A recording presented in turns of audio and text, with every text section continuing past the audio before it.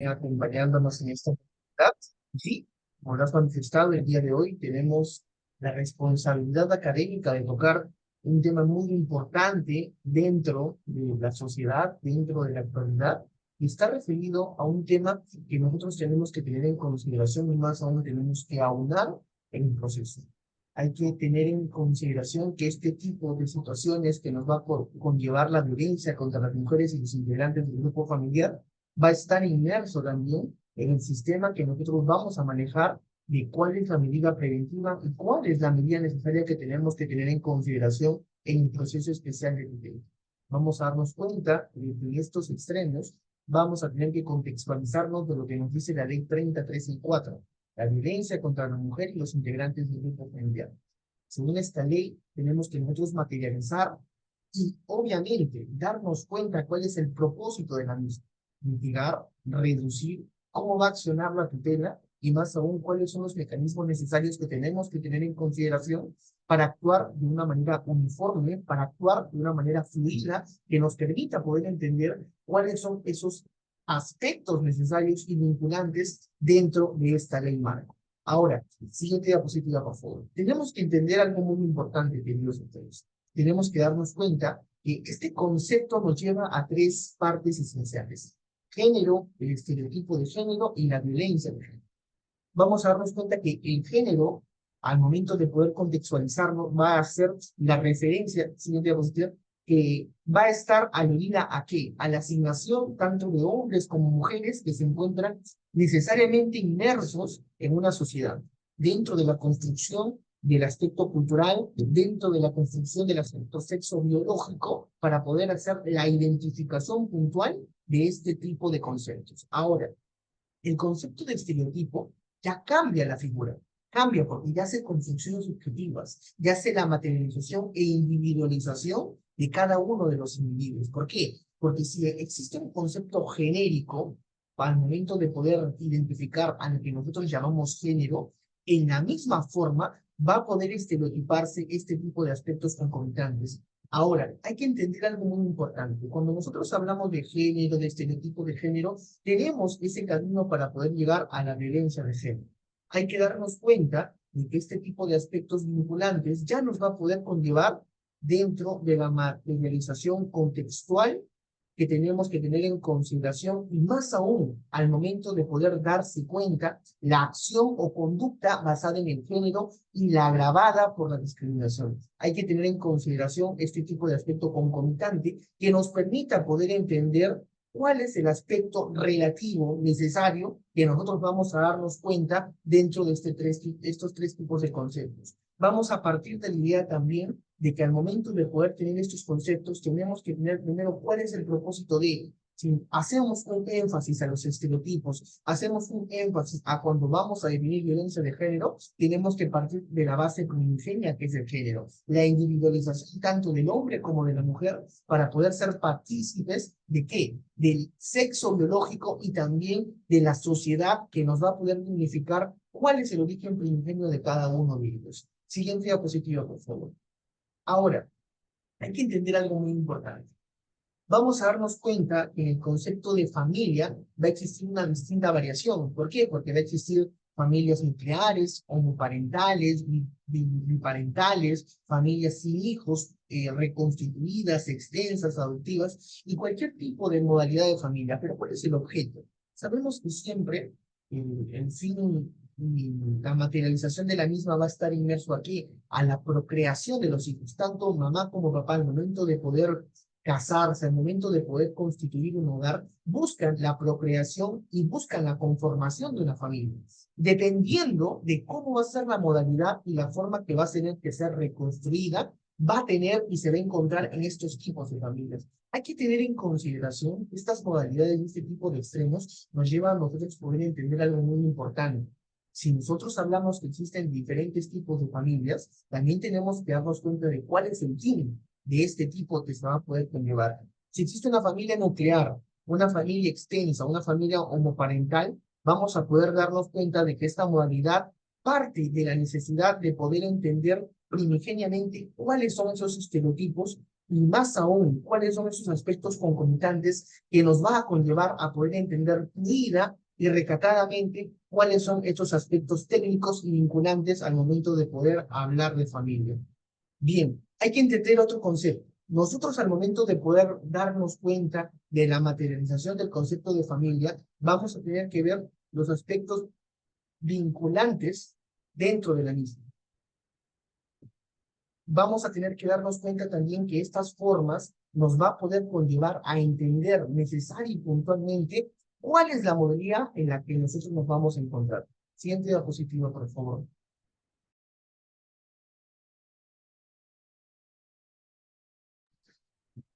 Bien, ahora sí. Bien, a ver, un momento, por favor.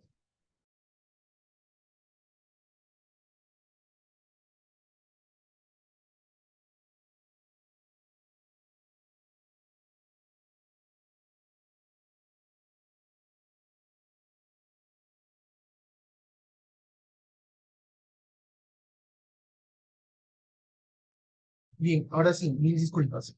Tenemos que entender algo muy importante. Nuestra legislación, diapositiva anterior, por favor. No, anterior. Ya, ahora sí. Estos tipos de la ley 3034 reconocen cuatro modalidades de violencia. Reconoce la configuración de que nosotros tenemos que encontrarnos en diferentes tipos de violencia. Violencia física, violencia psicológica, violencia sexual, violencia económica. ¿Cuándo nosotros nos vamos a encontrar en una modalidad de violencia física? Vamos a entender puntual y categóricamente a la agresión que va a sufrir tanto el hombre como la mujer dentro del marco del contexto familiar. La violencia psicológica va a estar inmerso en qué? En la forma verbalizada que se va a configurar este tipo de violencia, palabras sueces, palabras de discriminación, que va a conllevar a que nosotros podamos entender puntual y categóricamente cuáles van a ser esos aspectos vinculados a qué, a los tipos de violencia que se van a neutralizar. Violencia sexual, una modalidad muy común que se está viendo, más aún tipo de violencia que se va a encontrar consagrado dentro del marco de la ley 3034 y nos va a poder definir puntualmente qué es el tipo de violencia que más aún se ve estadísticamente dentro del contexto peruano. Hay que entender que tanto las tres modalidades son violencias que están primando, pero la modalidad que se ha catalogado y más aún también se encuentra consagrada como violencia es la violencia económica. Ustedes se preguntarán, ¿cuándo una persona puede estar inmersa en violencia económica? Simple. Una persona que por la misma condición de tal no tiene todos los recursos necesarios y depende de tal persona para poder subsistir, estaría incursionándose en un tipo de violencia económica. Un ejemplo muy claro, la mamá que tiene el deber, o bueno, se pone la obligación de poder cuidar a los hijos y el único medio de subsistencia va a ser el padre, va a encontrarse en un tipo de violencia económica. Vamos a entender puntualmente que en estas modalidades no existe un tipo de violencia específico, sino va a depender mucho de la situación que va a condecorar al momento de poder configurar categóricamente cuáles son esos aspectos vinculantes. Vamos a darnos cuenta también que no solamente estos tipos de violencia necesitan la obligación de que se pueda materializar estereotipadamente cada uno de estos aspectos, sino que también la relatividad de cada uno de estos objetos entiende la necesidad de poder consagrarlo como un tipo de violencia. Ahora, siguiente diapositiva, por favor. Listo. Ahora, la violencia contra los niños, niñas y adolescentes. Hay que entender en consideración algo muy importante que tenemos que darnos cuenta cuando vamos a hablar de violencia por parte o contra los niños, niñas y adolescentes. Ahí, en ese aspecto concomitante, tenemos que darnos cuenta de algo muy importante, que no solamente las modalidades de violencia que van a existir, los tipos de violencia que se van a poder ejercer, van a tener un fin específico, sino que van a atentar contra los niños, las niñas y los adolescentes. Si bien hay un código regulador que establece el correcto funcionamiento, tanto para la protección de los niños y niñas y adolescentes, tenemos que darnos cuenta que esa modalidad que se va a poder estereotipar va a ser muy distinta a lo que ampara la ley 3034, porque va a haber diferentes tipos y diferentes tipologías que van a poder permitir entender la situación específica en la que se va a encontrar a cabo un proceso y más aún una necesidad de poder entender paulatinamente cuál es la violencia engendrada o estereotipada. Siguiente diapositiva, por favor. Ahora, partamos de algo muy necesario. Existe la Convención sobre los Derechos del Niño. Esta convención tiene dos ramas: el interés superior del niño y la ley 3466.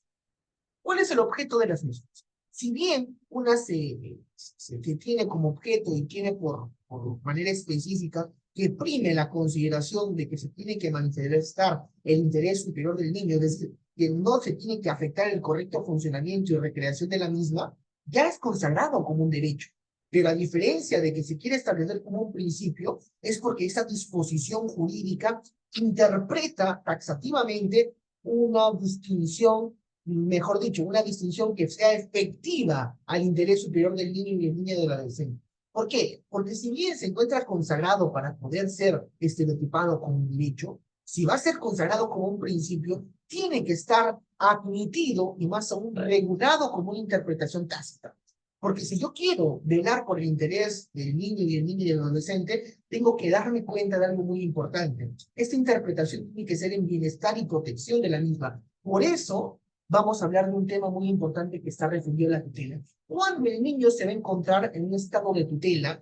¿Cuándo va a poder encontrarse en un ente de protección y más aún de no vulneración de los derechos que ellos tienen para que no pueda afectar su correcto desarrollo y correcto funcionamiento? Y es por eso que sale el Decreto Supremo 002-2018 del Ministerio de Mujeres y Poblaciones Vulnerables, que establece la ley 3466. Ahora, esto nos dice algo muy interesante. Nos dice, y eso se tiene que dar como una norma de procedimiento. ¿Por qué? Porque no tiene que afectar a los menores. Ya. Pero acá tenemos que darnos cuenta que de esta estimulación puede haber posibles repercusiones como tal, porque si bien nos dice que esto puede ser interpretado como un principio, como una norma de interés supranacional que tiene por objeto velar por los intereses del niño y del niño y del adolescente, tiene también que pueda tener un correcto funcionamiento y un debido proceso a las garantías procesales, porque ahí nosotros vamos a entender puntualmente que ese objeto, esa tutela, esa convención que habla sobre los derechos de niño y de niña, tiene que encontrarse consagrado en qué, en que no afecte a los menores, en que pueda tener una regulación continua y que obviamente tenga un efecto vinculante dentro de las mismas jurisprudencias que se va a poder establecer sobre esta Convención de los Derechos del Niño. Ahora, entendamos algo muy importante, no solamente la interpretación al momento de poder darse por la costumbre como un derecho, y más aún que se pueda ser considerado como una norma de procedimiento, va a tener un carácter vinculante, sino que también va a primar de que las decisiones por parte de los magistrados tengan, primero, que determinación y evaluación en los casos en concreto, tengan que el interés superior del niño requiera la necesidad de actuar en un contexto de la legalidad. Y ahí nosotros vamos a poder entender que no solamente enaltece y establece el correcto funcionamiento que se va a dar, sino que también el correcto funcionamiento va a poder encontrarse inmerso en lo que establece dicha convención. Siguiente diapositiva, por favor. Ahora, en el interés superior del niño existen dos aspectos importantes: evaluar y determinar. ¿Qué es lo que voy a evaluar? Voy a primero evaluar cuáles son los elementos pertinentes. ¿Para qué? En el contexto que se puede encontrar una persona, tengo que evaluar cuáles son los elementos que me va a poder permitir entregarle la patria potestad, entregarle algún poder a alguno de los dos padres. ¿Para qué? Para que el contenido que se pueda tener tenga importancia con la relación de la causa y el efecto. ¿Por qué? Porque si nosotros nos vamos a dar cuenta que un padre tiene algún tipo de incapacidad absoluta o relativa, no va a poder gozar dentro del marco regulador un correcto contexto de los hechos. ¿Qué es lo que vamos a determinar? Se va a seguir un procedimiento acorde que vele primero la aplicación adecuada del derecho. Eso es lo primero que va a primar. ¿Para qué? Para que pueda ponderar de que el elemento en la situación del niño y el niño y el adolescente pueda tener un caso en concreto. De ahí se va a poder velar algo muy importante, queridos doctores. El acto que se va a poder tener como primera instancia van a ser las circunstancias agravantes que se va a encontrar en contra del niño. ¿Por qué? Porque la afectación personal, la afectación emocional va a ser por parte del niño. Y ahí nosotros vamos a darnos cuenta que los dos factores que se tienen que hacer por parte de los órganos de apoyo va a ser evaluar y determinar para entregarle a los jueces elementos necesarios y puedan tomar medidas decisorias pertinentes para que también se pueda tomar actos urgentes y obviamente conducentes dentro del interés superior del niño. Siguiente diapositiva, por favor. Ahora, Estos elementos se basan en un decreto supremo que es el 002/2018. Estos elementos vamos a darnos cuenta que van a poder consultarle al niño, pero ¿qué es lo que pasa si el niño miente? El niño se encuentra manipulado por el papá, por la mamá y más aún no permite poder tener una opinión célere y garantista dentro de la misma. Nosotros vamos a encontrar en esa disyuntiva procesal que nos va a decir, oye, primero tenemos que escuchar al niño. Él ha sido el que se encuentra afectado. Él es el que se encuentra en el estado de vulneración y con él se tiene que poner una tutela. Primero, la opinión del niño va a ser lo fundamental. Segundo, la identidad del niño. En ese marco regulador, la preservación del entorno familiar y el mantenimiento de las relaciones intra y extrapersonales va a ser muy importante, porque ahí se va a poder primar cuál va a ser la protección que se le va a entregar al niño, cuál es la seguridad, cuál es el cuidado que se tiene que mantener. Y ahí nos vamos a dar cuenta de algo muy importante, va a determinarse si se encuentra en una situación de vulnerabilidad. ¿Y quién se encarga de eso? Ustedes se preguntarán, ¿el SEN? ¿La policía, la fiscalía? ¿Quién? Entonces, ahí nosotros tenemos que darnos cuenta que no solamente este tipo de aspectos reguladores va a poder encontrarse en un aspecto necesario de regulación. Esta situación de vulnerabilidad va a poder partir dependiendo de la situación, donde se encuentre la necesidad. Vemos que el padre es un toxicómano habitual. Entonces vamos a tener que darnos cuenta de quién es el encargado de este menor de edad. Allá es el tío, es la abuelita, es la mamá, es el primo, es la hermana mayor. Y vamos a darnos cuenta si en esta situación de vulnerabilidad, tanto el padre como la madre se encuentran capaces de poder mantener y sostener esta relación intrafamiliar y extrafamiliar. Ahora, el derecho del niño a la salud es algo muy importante, porque nos va a poder permitir entender cuál es la necesidad que nosotros tenemos que darnos cuenta dentro de este regulador. Y obviamente, todo lo que también establece la Constitución permite a que el interés superior del niño se encuentre regulado tanto la educación, tanto los elementos necesarios para poder determinar cuál es la afectación, tanto psicológica, psíquica, verbal, sexual, económica, que pueda tener tanto la madre como el hijo subsecuentemente. Siguiente diapositiva, por favor. Ahora, la competencia ámbito de tutela y sanción. Ya vamos a sentarnos en el tema que nos conlleve el día de hoy. Vamos a sentarnos cuál es la necesidad de esta competencia, de este ámbito de tutela, cuál es la sanción que va a poder darse y más aún cuáles son los mecanismos necesarios que van a poder permitir entender e interpretar este camino lineal correcto, de correcto funcionamiento y nos permita poder darnos cuenta al momento de poder interponernos en tutela, como un proceso especial, vuelvo a recalcarlo. Siguiente diapositiva, por favor. Ahora, hay que entender algo muy importante. El ámbito de tutela y el ámbito penal. Ahí tenemos que darnos cuenta de que este ámbito va a tener, primero, dos objetos distintos, tanto en lo civil y tanto en lo penal, pero va a tener una finalidad específica, porque va a ser considerado como un proceso especial. En el ámbito de tutela, el juzgado de familia dicta al Ministerio Público medidas necesarias. Esas medidas necesarias, ¿qué es lo que van a poder establecer? Que a las personas que se encuentren en estado de vulneración, siendo afectadas física, psicológica, sexual o económicamente, pueda garantizarse su bienestar y protección social. En este extremo, en el juzgado penal, paliativamente tienen otra situación. ¿Por qué? Porque van a determinar cuál es la responsabilidad penal en los hechos que han sido considerados como delitos y si puede haber una sanción o reparación que corresponda, va a también encontrarse consagrados. En palabras de buen cristiano, ¿cuál es la interpretación que se tiene que manejar? Si que existe, ustedes van a poder conocer en esos extremos el tema de la pensión de alimentos hacia los menores, va a ser un aspecto muy importante que va a poder partir de esta situación. El ámbito de tutela exige no solamente al legislador de que pueda actuarse de una manera como finalidad objetiva de proteger al niño, de convertirse como un curador de niños, de tener esa tutela necesaria y más aún actuar conducente y prudentemente para que pueda darse como última ratio en el ámbito penal.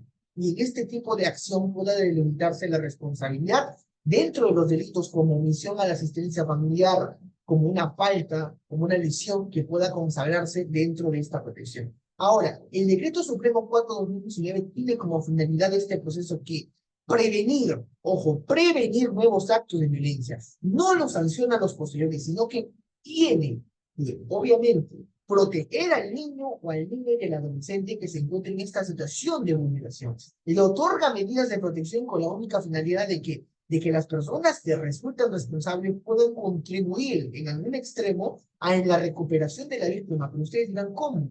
O sea, una recuperación económica, una recuperación en la sociedad, ¿cómo va a ser el aspecto que va a poder encontrarse vinculado en la situación de recuperación?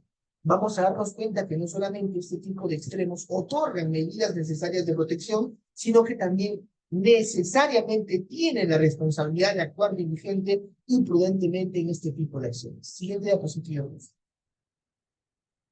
Ahora, hay que entender algo muy importante acá. La audiencia y determinación de las medidas de protección. Esta audiencia es una audiencia única que permite poder garantizar cuáles son esas medidas de protección necesarias y más aún, qué medidas se van a poder tomar dentro de la misma. Siguiente diapositiva. Acá nosotros vamos a encontrarnos en algo muy importante. Vamos a invocar audiencia cuando existan este tipo de modalidades. Un riesgo leve o moderado, riesgo severo, y en el caso de que no pueda determinarse el riesgo conforme a la ficha de valoración de riesgo. ¿Cuándo va a ser el acto de la audiencia inaplazable en esos extremos? Cuando existe un riesgo leve o moderado, la audiencia va a ser dentro de las 48. ¿Por qué? Porque vamos a darnos cuenta de que exista una vulneración, identificar la modalidad de violencia, y más aún si existe un conflicto de intereses de por medio para poder prescindir de la audiencia. Cuando existe un riesgo severo, ya existe la identificación del hecho determinado. Es decir, ya existe una fase donde la persona ya está siendo violentada subsecuentemente. Y mediante la ficha de valoración de riesgo ya vemos la necesidad de que sea en un tiempo menor para poder determinar la audiencia. Ahora, este tipo de aspectos ya nos conlleva a entender algo muy importante. ¿Qué es lo que pasa si no podemos determinar en una ficha de valoración de riesgo cuál es la tipificación de violencia? O si que en otros extremos también existe una parte de condescendencia dentro de la parte agrediada. Dentro de ese tipo de plazos va a establecerse de las 72 horas. Y ustedes se preguntarán, ya, pero ¿cuál es el objeto de esta medida? ¿Cuál es el objeto de esta audiencia? Otorgarle medidas de protección necesarias no solamente a la madre, sino también al niño, para que no exista algún tipo de violencia o algún tipo de acto lesivo contra ellos. Ustedes se preguntarán, pero ¿cuáles son los actos lesivos que se consagran? Bien, estos actos lesivos van a encontrarse consagrados y estereotipados en la manipulación que puede existir por parte del agresor hacia la parte agredida. Es por ello que nosotros tenemos que determinar puntual y categóricamente cuál va a ser la audiencia y más aún cuál va a ser el plazo correspondiente dentro de la misma. Siguiente diapositiva, por favor. Ahora, entendamos algo muy importante. Dentro de esto hay un análisis de la sentencia del Tribunal Constitucional, que es un proceso de acción de cumplimiento del TC, y nos dice algo muy importante. Nos dice, ya, mira, una demanda se presenta en una primera instancia y exige la vulneración de la tutela jurisdiccional efectiva y el debido proceso. Ya. El juzgado constitucional declara primero improcedente y la sala lo compra. Pero acá, ¿qué es lo que existe en un aspecto subsecuente? Dentro de este momento, se le impidió ejercer su derecho a ser oído en una primera instancia. Y obviamente no consideran dentro del marco punitivo, dentro del marco real, que una ficha de valoración de riesgo pueda determinar la afectación emocional o psicológica que pueda darse ante una parte real. Es decir, una ficha cómo puede dignificar o establecer cuál es el riesgo afectado dentro de la vulneración.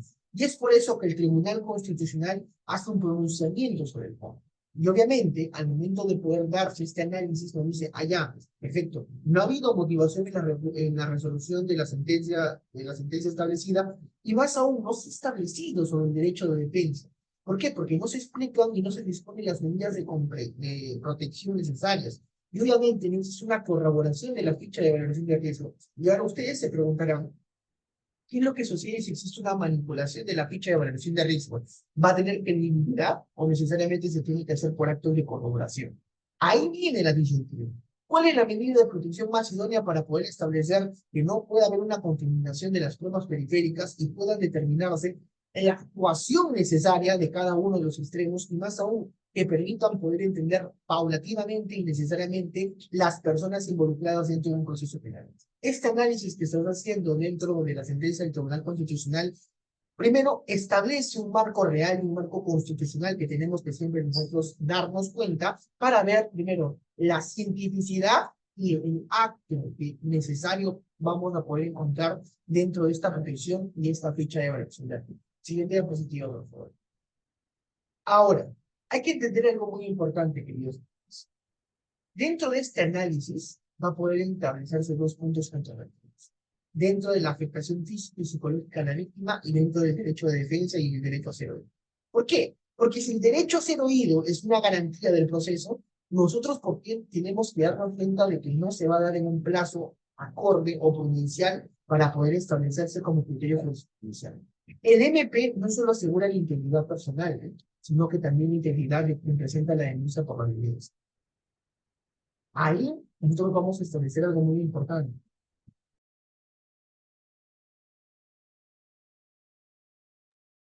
Bien, ahí nosotros vamos a establecer algo muy importante, que la determinación de la responsabilidad penal del presunto agresor debe seguir el curso que la normativa procesal penal establece. ¿Por qué? Porque dentro de estos criterios podemos darnos cuenta de algo muy importante, que la determinación de la responsabilidad penal tiene que tener criterios vinculantes y obviamente criterios jurisprudenciales para su propia determinación. ¿Qué es lo que pasa si no tiene estos criterios? Podríamos hablar jurisprudencialmente de un correcto funcionamiento y debido proceso, claro que no.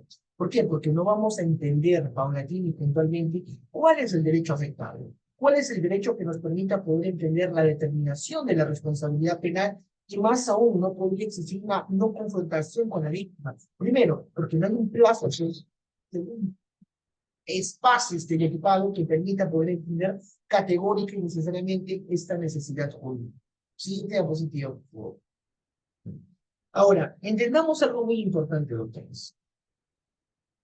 Entendamos que no solamente esta necesidad del análisis de la sentencia del Tribunal Constitucional, siguiente diapositiva, por favor, Dayel, esta sentencia busca y tiene por objeto algo muy importante, que al momento de poder determinar la responsabilidad penal, al momento de poder establecer criterios jurisprudenciales, tienen que haber mecanismos necesarios al momento de poder configurarse.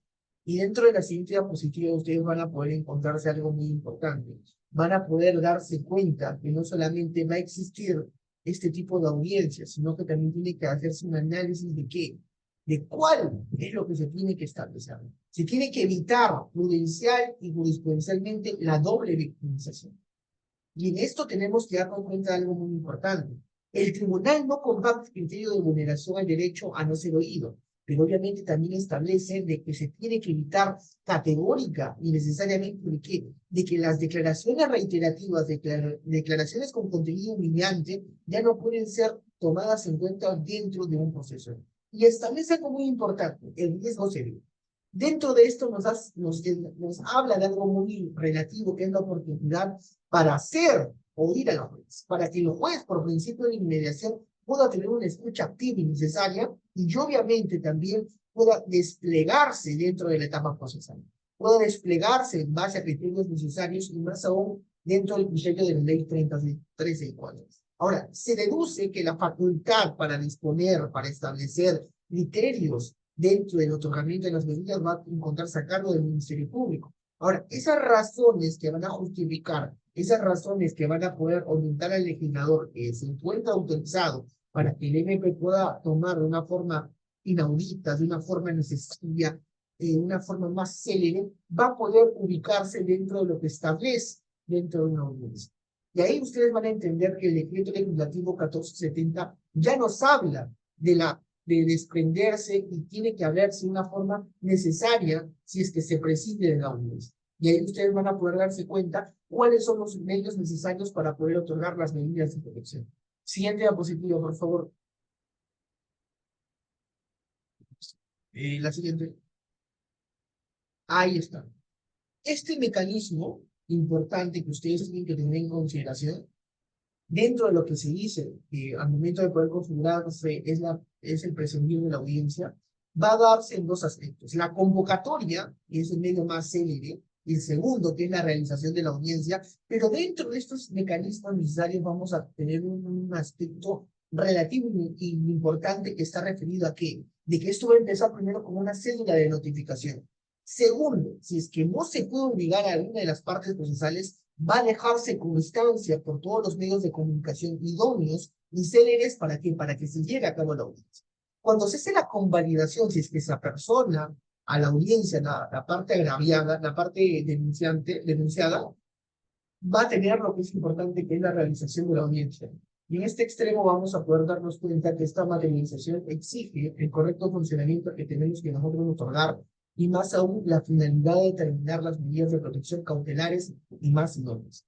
Ahora, existe algo muy importante, el debate de los factores de riesgo. Si es que no existe un debate de los factores de riesgo, tenemos que hacer primero procurar que la víctima cuente con una asistencia legal y segundo, tomar los mecanismos necesarios como el Centro de Emergencia Mujer, Defensa Pública, dentro de la notificación de cada uno de los sujetos procesales. Doctores, vamos a tomarnos por favor 5 minutos y vamos a continuar con la clase. Brian, si me puedes otorgar eso, por favor, te voy a ser muy amable.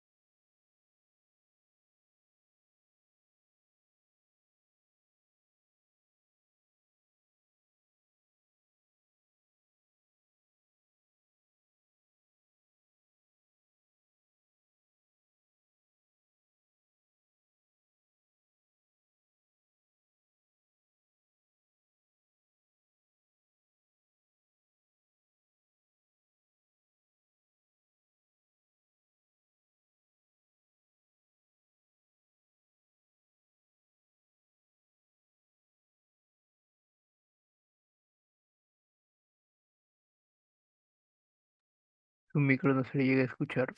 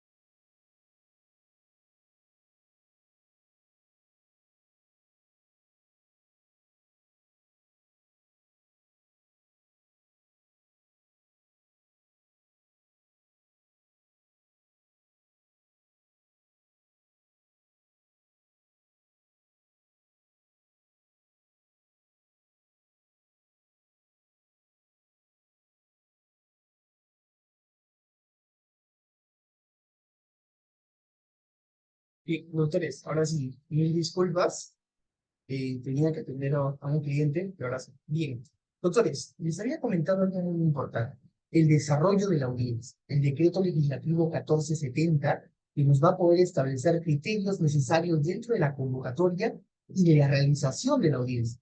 En este extremo tenemos que darnos cuenta de algo muy importante. ¿Cuál va a ser el objeto? ¿Cuál va a ser el medio más célebre y más aún la finalidad de poder determinar las medidas de protección y cautelares más idóneos? En este extremo va a existir primero un debate de los factores de riesgo. Cuando una persona se va a encontrar en una vulneración necesaria y más aún, cuál va a ser el procedimiento adecuado que se tiene que mantener primero para notificar a cada una de las partes procesales y segundo, que el Centro de Emergencia Mujer con la Defensa Pública y la Fiscalía de Familia puedan otorgar los medios necesarios para poder darle a la persona los mecanismos que puedan contribuir dentro de esta audiencia.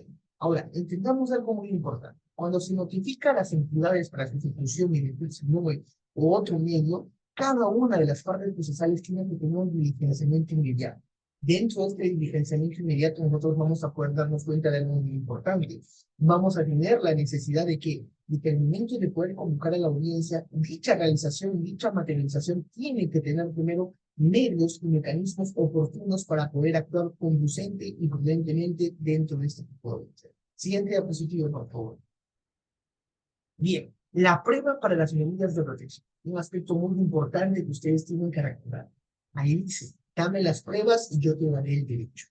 ¿Por qué? Porque en esto vamos a darnos cuenta de que esta necesidad primero establece que la víctima que se encuentra en un estado de vulneración debe establecerse cuáles son los factores de riesgo que se está realizando. Uno de los pilares es de que no se pueda dar la revictimización. Otro aspecto importante de que se deba desvirtuar la información. Si se desvirtúa la información, se tiene que disponer nuevas evaluaciones. Porque la prueba, que va a ser el pilar de toda la información necesaria, ya no va a contar con medios necesarios para poder actuar diligente y prudentemente dentro de este espacio riguroso y más aún dentro de este espacio probatorio. La entrevista al denunciado sobre los factores de riesgo va a ser un aspecto muy importante que ustedes van a tener que llevar en consideración. Porque no solamente esta entrevista que se va a poder conllevar sobre los factores de riesgo va a poder encontrarse en la ficha de evaluación de riesgo, sino que también con las declaraciones de las partes agraviadas, de las partes afectadas, va a poder considerarse como un medio de prueba idóneo para poder tener como finalidad, primero, orientar las medidas y establecer criterios por parte del juez para que pueda motivar las resoluciones. Y acá hay algo muy importante. Estas pericias se van a encontrar como pruebas necesarias o pruebas materiales, tienen que encontrarse en aspectos relacionados aquí a la medicina legal, al centro de emergencia mujer, al equipo multidisciplinario y otros aspectos que puedan dar cuenta de cuál ha sido el mal funcionamiento que se ha tenido dentro de la jurisprudencia. Y acá vamos a partir de los siguiente. Estos criterios vinculantes, estos criterios necesarios, tienen como finalidad primero detectar y medir los riesgos orientados. Si yo no mido los riesgos que se van a poder relacionar, que se van a poder ocasionar, ya no se puede tener en consideración cuál es el aspecto vinculante. No se puede tener en consideración cuál es el aspecto concomitante que va a poder dentro del correcto funcionamiento, la luz de la prueba. Si la prueba es el aspecto primigenio que nosotros vamos a poder darnos cuenta. ¿Cuál es el origen de la prueba? ¿Cuál es el origen de la prueba si no nosotros no nos damos cuenta? Ahí vamos a partir de lo siguiente. Siguiente diapositiva. Vamos a partir de que nosotros tenemos que darnos cuenta de que en este aspecto importante, la prueba que se va a poder realizar y se va a poder categorizar va a ser el hecho punible que va a poder materializar los efectos por parte de la sentencia. Si es que no se tiene pruebas fehacientes dentro de los hechos que se han podido realizar, no va a poder existir una debida motivación y más aún va a poder declararse una sentencia absolutoria a los que se encuentran como imputados. Es el gran peligro que se va a encontrar si es que no se tiene una correcta actuación probatoria. Siguiente diapositiva, por favor. Bien. La protección y las medidas cautelares. Existen tres ciclos, o bueno, dentro, tres pasos dentro de este ciclo de violencia de género. El primero es la elaboración de la tesis. Dentro de este mecanismo, dentro de este ciclo, tenemos que entender de que existe una explosión de violencia de género. También tiene que existir una calma o reconciliación, como se le llama una luna de miel. ¿Por qué? Porque si en un primer momento existe una elaboración de la atención, vamos a hacer una elaboración y una evaluación de cuál es el riesgo que se está realizando. Después, una explosión, una identificación de cuál es esa tipología, cuál es ese tipo de violencia que se encuentra típicamente constituido dentro de la ley 3034, y obviamente después los mecanismos necesarios, orden de alejamiento, medidas resarcitorias, prisiones preventivas, dependiendo de la modalidad que se está teniendo, si es que ya causó una lesión, una agresión u otro tipo de índole afectada dentro de la parte agraviada. Y en ese mecanismo vamos a entender algo muy importante. Tenemos que tener por objeto, primero, que se tiene que asegurar la integridad de la persona que de quien denuncia. Si no se asegura la integridad de la persona de quien denuncia, no podemos tener un ámbito de una correcta regulación. Y obviamente acá los operadores de justicia deben de tener primero las pautas necesarias para que puedan tener un aspecto relacionado a un correcto funcionamiento, pero obviamente también establecer procedimientos no discriminatorios, porque obviamente la legislación nos faculta y nos exige a nosotros entender puntual y categóricamente cuál es ese procedimiento, cuál es lo que ha establecido la Corte Suprema y obviamente dentro de la regulación, dentro de la misma, para poder darnos cuenta de cuál es esa medida de protección. Ahora, esta medida de protección cautelar eficaz interrumpe el ciclo. Si interrumpe el ciclo y previene violencia futura, estaríamos hablando de un mecanismo necesario para no solamente prevenir, sino que también mitigar la relación de causa y efecto dentro del contexto familiar. Y acá podemos darnos cuenta, este contexto ya establece criterios vinculantes y jurisprudenciales al momento de poder configurar esta normativa y obviamente también estos criterios de manera masificada, de manera importante, puedan tener aspectos relativos y necesarios en su configuración. Siguiente diapositiva, por favor. Bien, criterios para dictar medidas de protección. Un criterio importante va a estar lo que nos establece el artículo 22 en su numeral A. Y ustedes dirán, pero ¿cuál es ese criterio que nosotros tenemos que tener en consideración? ¿Cuál es esa partida que nosotros tenemos que conllevar siempre en un procedimiento adecuado y más aún que tenemos que tener en consideración al momento de poder optar estas medidas? Primero, tenemos que tener tres caminos.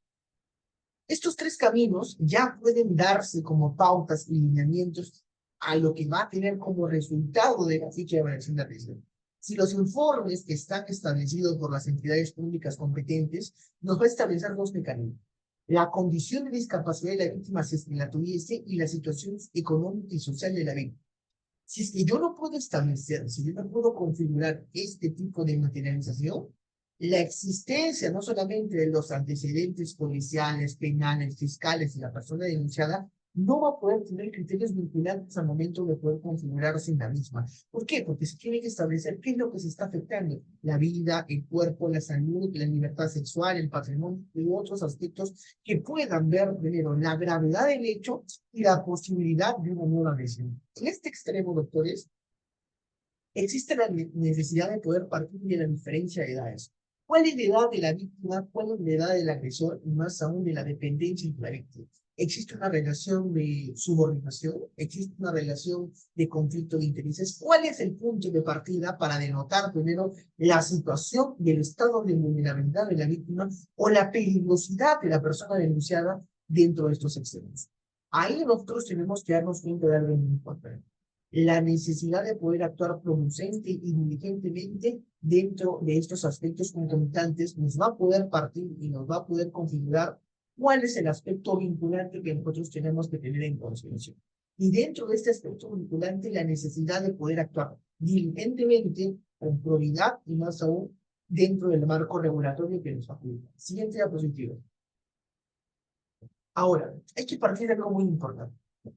Vamos a tener que partir el artículo 10 en el numeral 2 dentro de su decreto supremo y en el artículo 10 en su numeral 3 parten de aspectos importantes. Los medios probatorios, ojo, los medios probatorios que puedan tener acreditación de riesgo pueden tener la urgencia y necesidad de protección. ¿Por qué? Porque puede haber un peligro en la demora. Y otros medios probatorios que puedan acreditar los hechos de violencia van a encontrarse dentro de la vulneración y la necesidad que pueda actuarse en fin. Existe un riesgo, existe la urgencia y la necesidad de la protección, porque obviamente si no existe una necesidad de proteger, va a haber un peligro en la demora. Y si existe un peligro en la demora, nosotros nos vamos a encontrar en la necesidad de que, los certificados e informes se puedan dar emitidos bajo los parámetros del Instituto de Medicina Legal y Forense, y obviamente también en los criterios que tiene el Ministerio Público. De ahí nosotros vamos a entender de cuál es la necesidad de acreditar los hechos. Vamos a darnos cuenta de que el peligro en la demora va a ser un aspecto importante dentro de la configuración material y subjetiva que se va a poder establecer en estos criterios vinculantes. Ahora, partamos de algo necesario.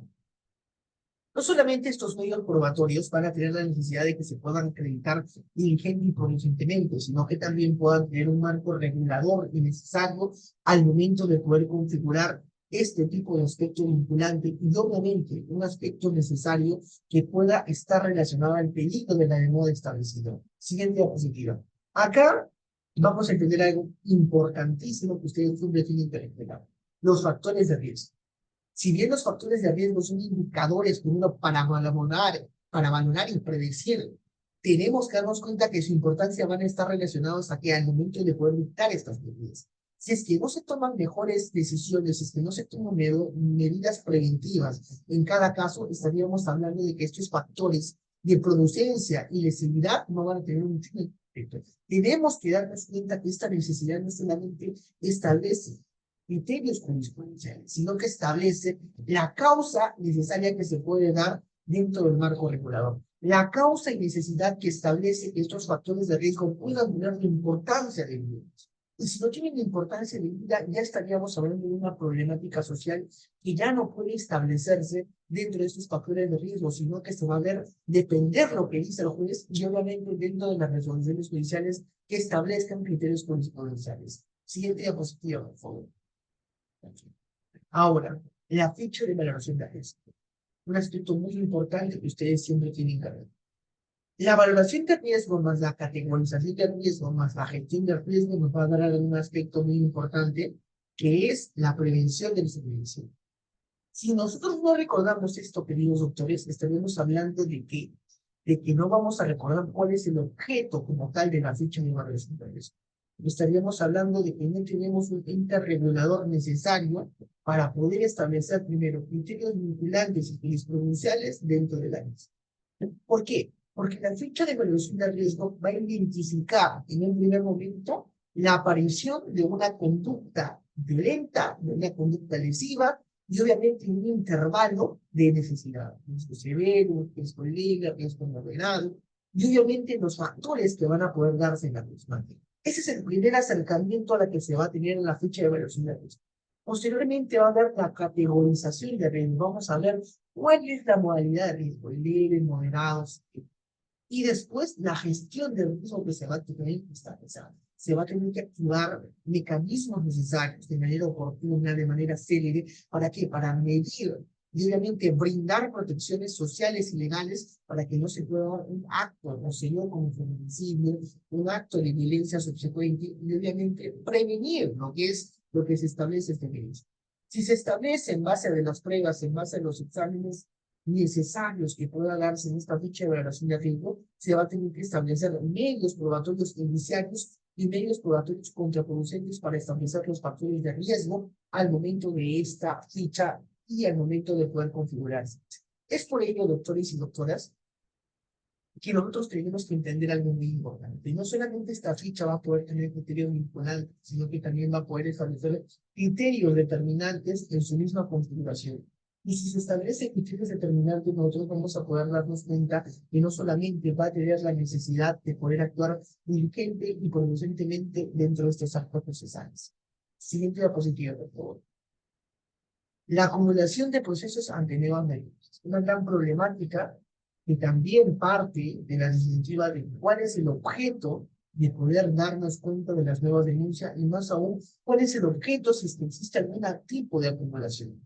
Ahí vamos a partir de algo muy importante. Vamos a poder darnos cuenta de que va a existir tres caminos. Una flexibilidad, un formalismo y una unidad de causas. Si nosotros entendemos que existen estas tres tipos de modalidades, tiene que haber en la flexibilidad una congruencia necesaria. Tiene que haber una relativización de los actos y sujetos procesales. ¿Para qué? Para que se pueda actuar, primero, en base a principios del derecho procesal de familia, y segundo, tiene que establecerse al que pueda tener como objeto necesario cumplir los fines materiales y aplicarlos correctamente dentro de su correcta funcionamiento. Aquí llamamos una unidad de causas, a que no solamente puede existir la conveniencia de reunir a ciertos juzgados y solamente tomar cuestiones vinculantes, sino que puedan partir de una misma línea de trabajo. Si es que no se tiene una unidad de causas y criterios uniformes al momento de poder partir este tipo de aspectos, vamos a darnos cuenta de que eh, esta relación que van a poder darse por parte de los juzgados va a tener la necesidad de que pueda establecerse criterios vinculados y criterios de de un mismo objeto al momento de poder tener este tipo de acumulación de procesos. Es decir, se tiene que actuar diligente y producentemente al momento de poder actuar dentro de la acumulación de la misma. Si es que no se actúa diligente y producentemente, estaríamos hablando de una problemática no solamente social, sino que también objetivamente ya no se va a tener los medios necesarios para poder actuar dentro de esta acumulación de procesos. Siguiente diapositiva, por favor. Ahora, esta acumulación se da en dos extremos: acumulación en el aspecto procesal civil y acumulación en el procesal de familia. En la acumulación del procesal de familia tiene tres requisitos: unidad de causas, flexibilidad, manejando criterios uniformes y el mínimo formalismo que se tiene que actuar dentro de ese tipo de cosas. Cuando nosotros hablamos de una acumulación del procesal civil, vamos a darnos cuenta de que tiene que haber una acumulación de pretensiones sucesivas, es decir, yo pido esto, esto y esto, pero es el mismo objeto que se está pidiendo en una primera instancia. Es decir, no se puede dar una acumulación del proceso si la pretensión principal tiene como factores necesarios las pretensiones accesorias. Es por ello que se tiene que realizar en un proceso antes de que se expida una sentencia. Y obviamente aquí estaríamos hablando de un concurso real de delitos que también pueda establecer una conexidad, una actuación del mismo sujeto, un mismo objeto de la causa que se está materializando. Por ello, una nueva denuncia va a ejecutar los apercibimientos que se pueden establecer, pero obviamente dentro de estos criterios prudenciales y estos criterios que vamos a poder darnos cuenta, tienen que establecerse criterios necesarios al momento de poder actuar diligente y prudentemente al momento de poder tomar la posibilidad necesaria de ventilar los casos de los integrantes del grupo familiar. ¿Por qué? Porque tenemos que darnos cuenta que no solamente se busca la integridad del niño o niña, sino que también de la persona agraviada. Este tipo de mecanismos busca que la reinserción de la actividad no sea con tanta demora, sino que existen mecanismos simplificados y permita poder adecuar a la sociedad. Se ve que en los reportajes dicen, no sé, Marcela Camayo, ya, Marcela Camayo fue violentada y después este tipo de reinsertación afecta tanto la autoestima, afecta tanto el correcto funcionamiento del desarrollo prudencial que se tiene que tener por parte de las personas y no permite también poder reinsertar la sociedad dentro de un trabajo diligente. Es lo mismo que pasa con la parte denunciada.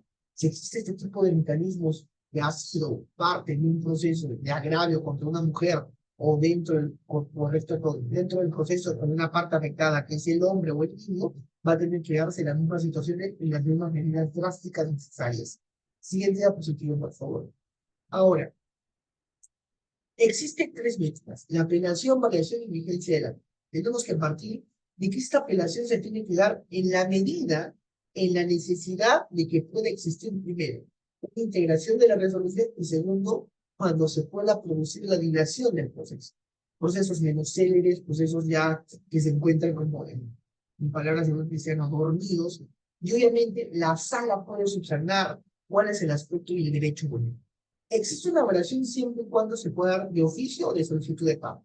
¿Por qué? Porque se puede dar un cumplimiento de las medidas que puede comunicar a la Fiscalía Penal o al juzgado de paz letrado y obviamente poder partir de la vigencia, que es la medida de protección, y es el otorgamiento de dicha medida. ¿Hasta qué? Hasta que pueda cesar la violencia, hasta que pueda cesar la sentencia de fondo y más aún el cese de la violencia por parte del denunciado. Estas medidas tienen por objeto que reducir el mecanismo necesario de que pueda establecerse criterios jurisprudenciales, pero obviamente pueda partir de la necesidad de que se pueda actuar diligentemente dentro de estos aspectos necesarios y obviamente eh,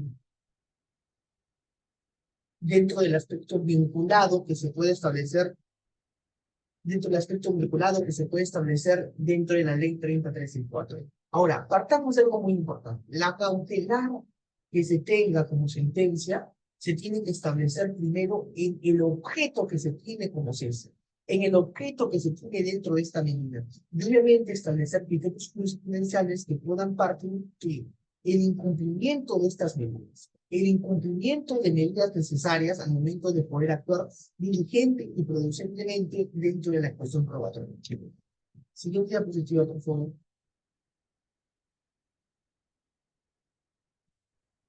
Ahora, las medidas de protección y su ejecución. El objeto, finalidad y ejecución. Dentro de este objeto, en las medidas de protección se busca primero neutralizar o minimizar. Esos son los primeros verbos rectores que siempre tenemos que acordarnos. ¿Por qué? Porque la finalidad de la misma va a ser que resguardar la integridad y segundo, va a poder establecerse que garantizar los derechos tanto de las personas que son violentadas se puedan establecer en el marco de la necesidad jurisprudencial. La ejecución como tal tiene por objeto que la finalidad de la medida de protección pueda ser para misma, pero tiene que ser eficaz, tiene que gozar de la eficacia como tal. Y obviamente puedo tener medidas necesarias al momento de poder configurarse dentro de los aspectos paliativos y dentro de esta configuración continua que se va a poder establecer. Ahora, entendamos algo muy importante. Esta ejecución va a poder partirse con la única necesidad de que se resguarde la integridad de la víctima, que se resguarde el correcto funcionamiento que se está requiriendo y más aún que exista la necesidad de poder actuar en un proceso diligente y en un proceso de libre de violencia hacia la parte afectada. Siguiente diapositiva, por favor. Ahora, investigación con perspectiva de género y de violencia. Un aspecto muy importante que ustedes siempre tienen que ver. Acá vamos a partir de lo siguiente. Siguiente diapositiva. Bien. Vamos a partir de que dentro de este tipo de casos vamos a tener que sacar a la Corte Interamericana de los Derechos Humanos. Y acá les voy a poner el caso conocido como campo algodonero versus. En esto se busca primero una reacción en la sociedad. ¿Por qué?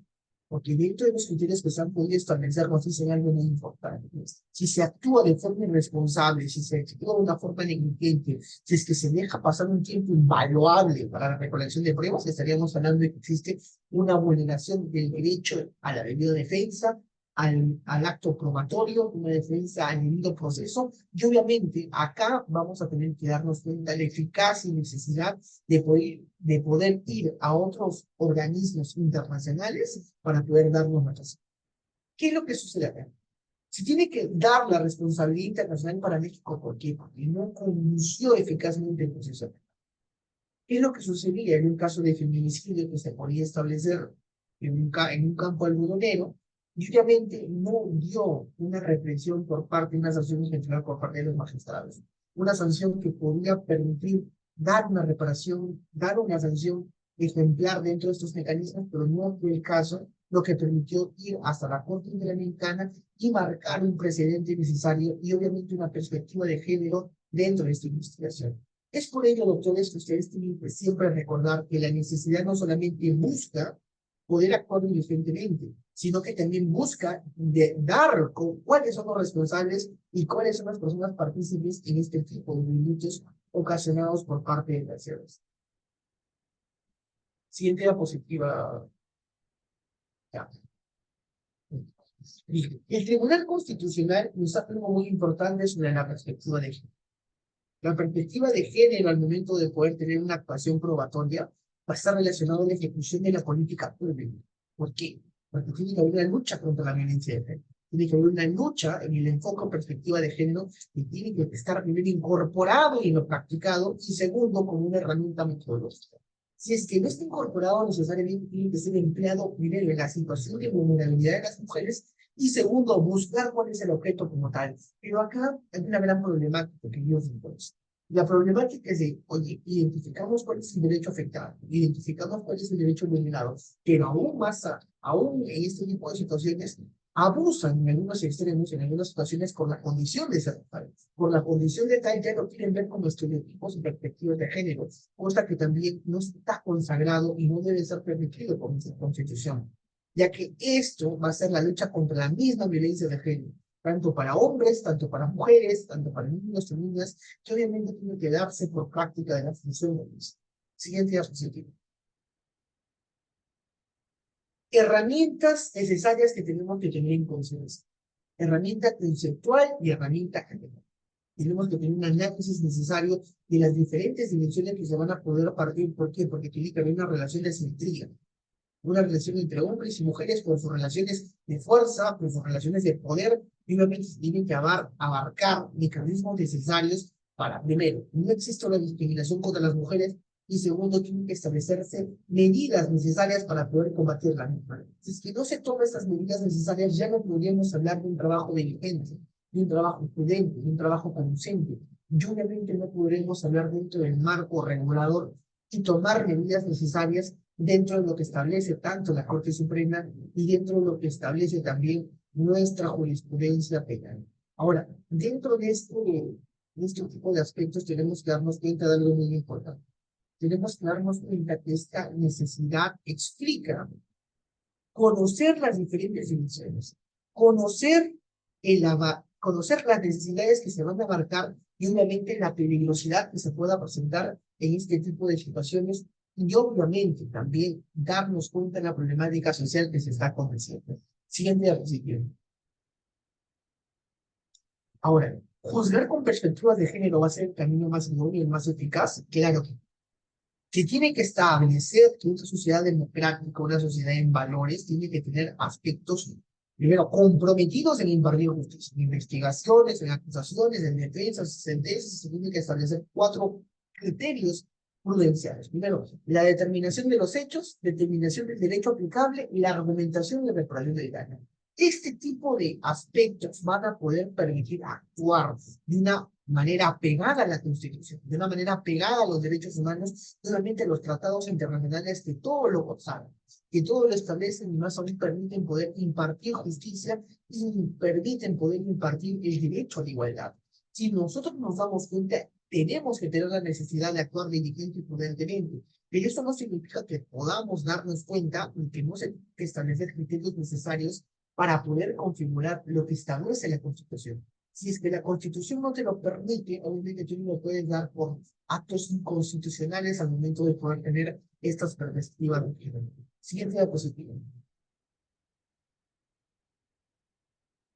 Ahora, las pruebas en los delitos violentos. Ya les había explicado de que no solamente va a decir la frase dame las pruebas y yo te daré el derecho, sino que las declaraciones de la víctima van a estar necesarias en pruebas anticipadas, en entrevistas únicas y en la ficha de valoración de la declaración de la víctima. Obviamente, estos no son requisitos formales porque realmente van a poder permitir esclarecer los hechos objetivos del caso. Ahora, un hecho tiene que estar correcto, tiene que estar confrontado mínima en la procedencia que se está manteniendo, y obviamente tiene que haber dos aspectos importantes. Un acto de incidencia que pueda partir de una disposición de inicio de diligencias preliminares por parte de la Fiscalía y la declaración contundente y persistente de la parte agravada. Si se tienen esos dos requisitos, vamos a poder tener primero que medios necesarios para poder actuar prudente y conducentemente, que es lo que se quiere, y obviamente mecanismos idóneos para poder impartir justicia y esclarecer los hechos. Estos actos que van a tener la mínima procedencia van a poder partir de qué? De lo que van a carecer en un vacío probatorio si es que no se tienen los mecanismos legales necesarios para poder actuar en base a la actuación probatoria. Siguiente diapositiva, por favor. En la base de la premisa psicológica vamos a tener 3 explicaciones: base técnica científica, base práctica y explicación de la conexión que existe entre ambos. Si nosotros no partimos de ese pilar, de esa necesidad, el perito no puede determinar si el procesado es sí o no responsable. ¿Por qué? Porque no es suficiente para acreditar la responsabilidad. En los tipos de violencia se tiene que primero aportar elementos necesarios. Se tiene que ver primero el conocimiento del juez de la audiencia y obviamente dilucidar la controversia, si es que se ha establecido por un conflicto de intereses, si es que establecido en un contexto de violencia familiar, si es que se ha establecido un contexto de violencia personal o extrafamiliar, vamos a tener que darnos cuenta que la pericia psicológica, y en el caso de los niños, la cámara Gesell, va a poder determinar este tipo de violencia y más aún la base que se va a utilizar. La base científica con los medios necesarios, la ciencia y las ciencias auxiliares que permitan poder determinar cada una de la participación en los base práctica en hechos verdaderos y corroborados y la conexión que puede existir entre los mismos para poder determinar la responsabilidad penal de cada uno. Siguiente diapositiva, por favor. Ahora, la acreditación del dolo. Se tiene que hacer un enfoque psicológico del dolo. ¿Por qué? Porque si nosotros no tenemos este enfoque, no tenemos esta participación, no tenemos esta determinación, tenemos que establecer un aspecto muy importante. Tenemos que partir de lo importante que tenemos que tener dentro de la acreditación de la misma. Si tenemos un enfoque psicológico del dolo, un enfoque normativo, un tipo subjetivo, tenemos que darnos cuenta qué tipo de dolo es, dolo de primer grado, de segundo grado, dolo directo, indirecto, eventual. Viendo la modalidad que se va a poder determinar, tenemos que ver el ánimo de poder cometer el delito, las características propias del conocimiento, la manifestación de voluntad, y obviamente que deben ser primero en el acto descubierto a través del ingreso y la interiorización de la persona. Cuando adquirí el tipo subjetivo como sujeto subjetivo en el caso, me voy a encontrar en la necesidad de poder darme cuenta de que el dolo puede establecerse criterios jurisprudenciales y obviamente criterios necesarios para su configuración. Es por ello que se puede establecer criterios necesarios al momento de poder partir de la acreditación del dolo y partir de ese enfoque psicológico que se está estableciendo. Siguiente diapositiva, por favor. Principio de oportunidad y acuerdo reparatorio. Si bien el principio de oportunidad y el acuerdo reparatorio va a poder establecerse criterios necesarios, tenemos que partir de primero el Ministerio Público tiene que establecerse primero actos y supuestos determinados con el consentimiento. Primero se tiene que abstenerse de ejecutar la acción penal. Sí. El acuerdo reparatorio puede permitir en el imputado y la parte agraviada a llegar a mecanismos simplificados también. Si bien el delito 122b establece las agresiones de menor intensidad y levísimas, va a establecer también la neutralidad que se pueda tener dentro de las mismas. Este principio garantiza no solamente la simplificación procesal, sino que garantiza el consentimiento del imputado y las actuaciones probatorias necesarias que se pueden implementar. Siguiente diapositiva, por favor.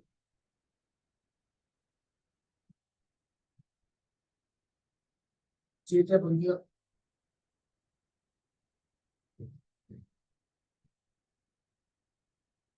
Y me parece que eso no ha sido todas las diapositivas, doctores. Si es que hay alguna pregunta, quedo presto a poder responderla. Si no, muchísimas gracias por la clase del día de hoy.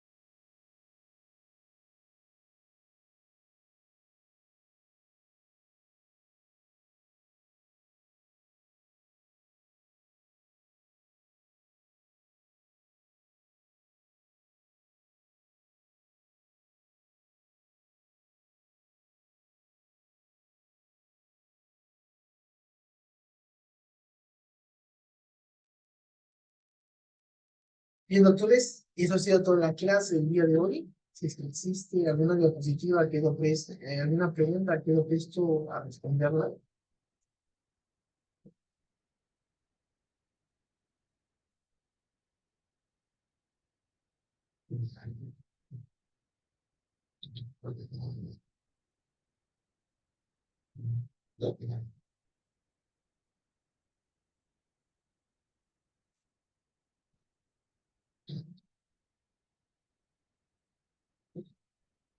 Doctor, buenas noches.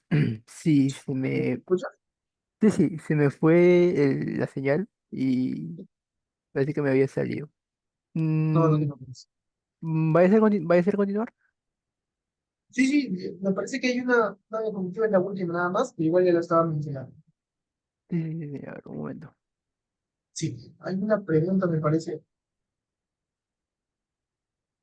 Sí, a ver. ¿El abandono en salud, vestimenta y tareas en el colegio se puede denunciar como violencia? Ya, muy buena pregunta del colega Edu. Y bueno, hay que partir primero de los medios necesarios que tenemos. ¿En qué contexto va a poder necesariamente encontrarse la persona? Si es que la persona, con la parte de gravedad de su menor de edad, puede denunciarse primero por el delito de abandono ilegal. Posteriormente, puede estarse con un contexto de violencia, va a depender mucho de los actos subsecuentes que se ha podido lograr. Si la madre le gritaba, si la madre le golpeaba, si la madre tenía otro tipo necesario al momento de poder configurar un delito de abandono en salud. Ahora, ¿qué es lo que sucede si esa persona era una persona incapaz por sí misma? Es una persona que tiene una alteración mental, una discapacidad físico-motora, que no le permite poder actuar diligentemente. Este tipo de abandono se encuentra considerado. ¿Es considerado una violencia? Una violencia. Pero este tipo de violencia se tiene que ir al centro de emergencia mujer, denunciar por el abandono de hogar a la madre o el padre que ha sido afectado, y obviamente especificar cuáles son estos tipos de actos que han podido contravenir al abandono como tal. Entonces, al centro de emergencia mujer puede ir a la policía, puede ir a la fiscalía, con la toma de declaración va a poder establecerse estos tipos. Como violencia, vamos a darnos cuenta de que la manipulación que pueda darse por parte del fiscal va a tener que dar cuenta a los mecanismos necesarios de la misma. Pero acá hay que entender algo, doctores. ¿Cuál va a ser el verbo rector que va a primar en este mes? Vamos a darnos cuenta que la madre ha encontrado y obviamente ha dejado en un estado de vulneración al menor. Ha dejado en un estado de vulneración necesario y obviamente va a poder permitir a la fiscalía que entre como fiscalizador y protector del niño, protector de la persona que pueda tener en este tipo de aspectos. Por parte de la madre que tiene la tenencia de edad. Vamos a darnos cuenta, en este tipo de aspectos, el padre sí podría ser denunciado. Pero obviamente vamos a tener que ver las circunstancias agravantes que puedan limitar la responsabilidad penal de esta persona y obviamente actuar en un criterio prudente dentro de la misma. Siguiente diapositiva ya para poder terminar porque hay algo muy importante que me estoy olvidando. El artículo 25 de la ley 3034 nos habla de la prohibición de confrontación. Ya. Ahí vamos a darnos cuenta que a veces tiene el famoso pare allá. Tú dices que le estoy denunciando, perfecto. ¿De quién me estás denunciando? ¿Qué es lo que te he hecho yo? Y esto se tiene que ver en este careo. Puede haber primero una conciliación entre la víctima, no puede haber una denuncia. Este reglamento exige necesariamente de que cualquier mecanismo de negociación o conciliación entre las partes va a encontrarse. Por ejemplo, ¿sabes qué? Yo no te quiero denunciar por omisión a la asistencia familiar. Lleguemos a una conciliación y busquemos el mecanismo más libre. Tú ganas mensuales, solo dame 300 a 400 soles. Los vendiendo son para ti, porque yo sé que tienes gastos prudenciales y aún puedes tener ese tipo de medidas necesarias. La tranquilización anticipada para poder no llegar a otro tipo de instancia va a ser el acto principal que va a dar la conformidad procesal en tanto no implique una negociación con la víctima. Y ahí nosotros vamos a darnos cuenta que el acuerdo reparatorio no va a proceder en un principio de oportunidad, sino que va a tener la necesidad de actuar diligentemente dentro de estos mecanismos.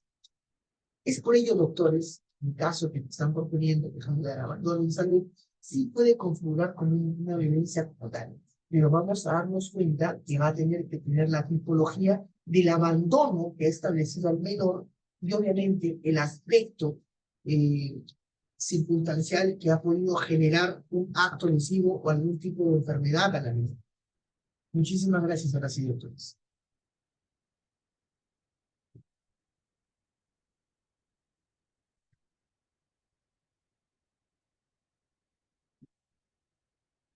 Muchísimas gracias, doctor.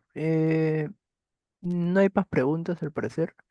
La única pregunta vino del doctor Edu y un agradecimiento también del doctor, de la doctora Maribel Cuentas por su ponencia. De mi parte Bien. también agradecerle, doctor, por la buena ponencia que tenía el día de hoy y pequeño inconveniente que hubo. Espero no haya sido de su molestia. No, no, no te Y preocupes. también de parte de todo el equipo del diario del abogado, también agradecerle por su ponencia y su exhortación y esperamos tenerla nuevamente también en una próxima ponencia que pueda darse. Así que de parte mía y de los participantes y del equipo del diario del abogado, le agradecemos profundamente su participación de esta noche. Muchas gracias a todos y muchas gracias a usted, doctor. A ustedes, muchísimas gracias por la atención prestada. Cuídense mucho y buenas noches con todos.